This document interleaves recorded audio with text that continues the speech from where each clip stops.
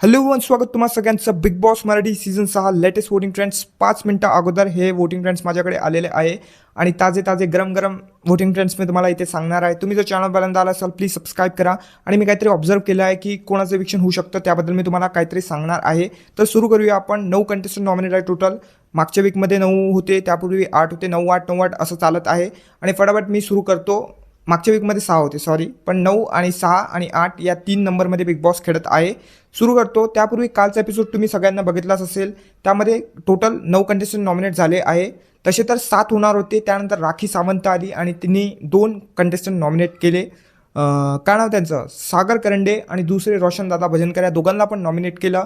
आणि मला वाटते सगळ्यांना नाही वाटत की यांना कोणतरी या दोघांना नॉमिनेट करायला लावलं असेल. बिग बॉसने नाही लावला ना बाबा, बिग बॉस अशी कामं नाही करत. कोणी असेल, चिठ्ठी आई है गाणे पण अशाची आठवण येते मला कधी पण काही पण. तर मी बिग बॉसला काहीच नाही म्हणत आहे. तर माझ्या मते बरोबर बोललो ना मी, हां माझ्या मतेच असते ना.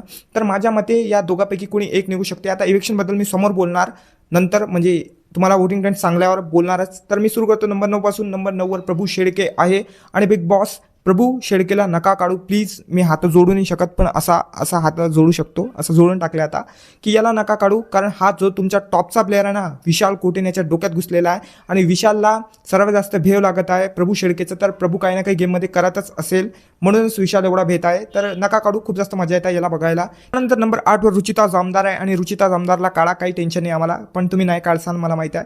त्यानंतर नंबर 7वर सागर करंडे आहे आणि सागर करंडेचं इविक्शन होऊ शकतं असं मला वाटतं आहे. कारण बिग बॉसनी नाही, कोणीतरी राखीला नॉमिनेट करायला लावलं आहे सागरला. तर काही पण होऊ शकतं, मी काहीच नाही बोलू शकत. इविक्शन झाल्यावर माहीत पडेल आपल्याला. नका काढू प्रभू शेळकेला, फक्त मला एवढं बोलायचं आहे कारण मजा उरली त्याला बघायला. त्यानंतर नंबर 6वर प्राजक्ता शुक्रे आहे आणि ते पण कुठं नाही जाणार असं नाही बोलणार यावेळेस मी, प्राजक्ता शुक्रे पण जाऊ शकते. त्यानंतर नंबर 5वर दीपाली सय्यद आहे, कुठेच नाही जाणार. अनुश्री माने बिलकुल सेफ नंबर 4वर आहे. त्यानंतर नंबर 3वर बिग बॉसचे फेवरेट म्हणजे आरबी म्हणजे राकेश बापट आणि रोशन भजनकर, या दोघांच्या नावांमध्ये मी खूप जास्त कन्फ्यूज होऊन जातो. त्यानंतर नंबर 2वर सचिन कुमावत आहे, मागच्या वीकमध्ये पण नंबर 2वर होते. आणि नंबर 1वर या वीकमध्ये पण रोशन भजनकर आहे. तर हे वोटिंग ट्रेंड झाले. आता इविक्शनबद्दल बोलायचं तर एक तर प्राजक्ता शुक्रे निघणार, नाही तर जसं की मी बोललो सागर करंडे निघणार. कारण राखीने त्यांना नॉमिनेट केलं आणि कोणीतरी राखीला सांगितलं होतं, बिग बॉसने काहीच राखीला नाही सांगितलं. कोण आहे तो म्हणणार की बिग बॉस राखीला स्क्रिप्ट देते, त्याला पकडा आणि एवढं सुताडा, एवढं काहीच्या काही बोला.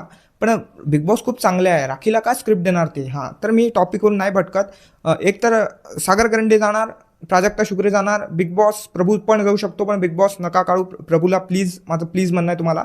त्यानंतर नो इविक्शन पण होऊ शकतं. आता माहीत पडते आजचा वार कोणता, मला वार नाही माहीत, पण शुक्रवारी इविक्शन होते.